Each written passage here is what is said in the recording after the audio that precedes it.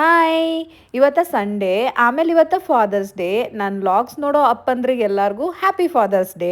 ಅನನ್ಯ ನೋಡ್ರಿ ಅಲ್ಲಿ ಅವ್ರ ಪಪ್ಪನ ಸಲುವಾಗಿ ಕಾಯ್ಕೋತ್ ನಿಂತಾಳ. ಪಪ್ಪ ಮೇಲಿಂದ ಬರೋಣ ಸರ್ಪ್ರೈಸ್ ಆಗಿ ಹ್ಯಾಪಿ ಫಾದರ್ಸ್ ಡೇ ಅಂತೇಳಿ ಈ ಫ್ಲವರ್ಸ್ ಕೊಟ್ಲು. ಅದಕ್ಕೆ ಅವ್ರ ಪಪ್ಪ ಹೊಡೆದಿದ್ದ ಡೈಲಾಗ್ ಏನಂದ್ರ, ಈ ಫ್ಲವರ್ದು ಸ್ಟ್ಯಾಂಡು ನಿಮ್ಮ ಮಮ್ಮಿಗೆ ಬೇಕಾಗಿತ್ತು, ಅದಕ್ಕೆ ಕೊಡ್ಸಾರ ತಗೋ ಅಂತ ಹೇಳಿ.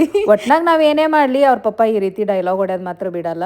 ಮೊದ್ಲೆಲ್ಲ ನನಗೊಂದ್ ಚೂರ್ ಸಿಟ್ಟು ಬರೋದು ಈ ರೀತಿ ಅಂದ ತಕ್ಷಣ ಇತ್ತೀಚಿಗೆ ತಲೆ ಕೆಡ್ಸ್ಕೊಳಕ್ಕೆಲ್ಲ ಹೋಗಲ್ಲ, ಹಂಗೆ ರೂಢಿ ಆಗ್ಬಿಟ್ಟೈತಿ. ಅವ್ರ ಪಪ್ಪ ಇವತ್ತೊಂದ್ ಚೂರ್ ಸರ್ಪ್ರೈಸ್ ಕೊಡ ಅನ್ಕೊಂಡಿದ್ವಿ ನಾನು ಅನನ್ಯ. ಹಂಗಾಗಿ ಸಡನ್ ಆಗಿ ಬೀಚ್ ಪ್ಲಾನ್ ಮಾಡಿದ್ವಿ. ಬೀಚಿಗೆ ಬಂದ ತಕ್ಷಣ ವಿನಯ್ನ ಕಾರ್ ಪಾರ್ಕಿಂಗ್ ಮಾಡಕ್ ಹೋಗಿದ್ರ.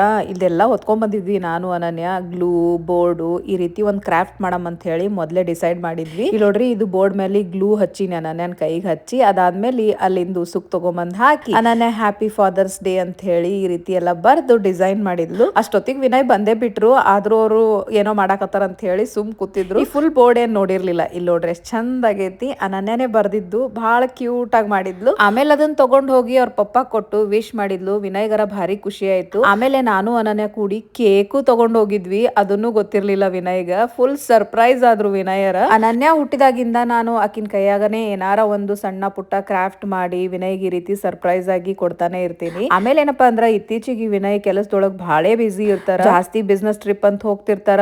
ಇವನ್ ವರ್ಕ್ ಫ್ರಮ್ ಹೋಮ್ ಮಾಡಿದ್ರು ಅಷ್ಟೇ ಮನ್ಯಾಗ ಬಹಳ ಬಿಸಿ ಇರ್ತಾರ. ಇಡೀ ವೀಕು ಅಷ್ಟೆಲ್ಲಾ ಕಷ್ಟಪಟ್ಟು ಕೆಲಸ ಮಾಡಿ ಇನ್ ವೀಕೆಂಡ್ ಬಂದ್ರೆ ಸಾಕು ನನಗ ಅನನ್ಯಾಗ ಟೈಮ್ ಕೊಡ್ಬೇಕು. ಫ್ಯಾಮಿಲಿ ಟೈಮ್ ಅಂತೇಳಿ ಅವ್ರಿಗೆ ಸಿಗೋದೇ ಈ ವೀಕೆಂಡ್ಸ್ನಾಗ. ಅದ್ರ ಜೊತೆಗೆ ಇತ್ತೀಚಿಗೆ ನಾ ಪ್ರೆಗ್ನೆಂಟ್ ಇರೋದ್ರಿಂದ ಮನೇನ್ ಕೆಲ್ಸಾನು ಎಲ್ಲಾ ಮೋಸ್ಟ್ಲಿ ವಿನಯ್ ಮಾಡೋದೇ ಆಗತ್ತ. ಹಂಗಾಗಿ ವೀಕೆಂಡ್ಸು ಅಷ್ಟೇ ಫುಲ್ ಬಿಸಿ ಒಳಗ್ ಕಳೆದೇ ಹೋಗ್ಬಿಡ್ತದ. ಈ ಫುಲ್ ಬಿಸಿ ಸ್ಕೆಡ್ಯೂಲ್ ಒಳಗ ಈ ರೀತಿ ಸಣ್ಣ ಪುಟ್ಟ ಸರ್ಪ್ರೈಸಸ್, ಸಿಂಪಲ್ ಸೆಲೆಬ್ರೇಷನ್ಸ್ ಮನ್ಸಿಗೆ ಬಹಳ ಖುಷಿ ಕೊಡ್ತದ. ಹಂಗಾಗಿ ನಾವು ಬೀಚ್ ಹತ್ರ ಬಂದು ಚಲೋ ಟೈಮ್ ಸ್ಪೆಂಡ್ ಮಾಡಿದ್ವಿ. ವಿನಯ್ಗೂ ಬಹಳ ಅಂದ್ರೆ ಬಹಳ ಖುಷಿ ಆಯ್ತು.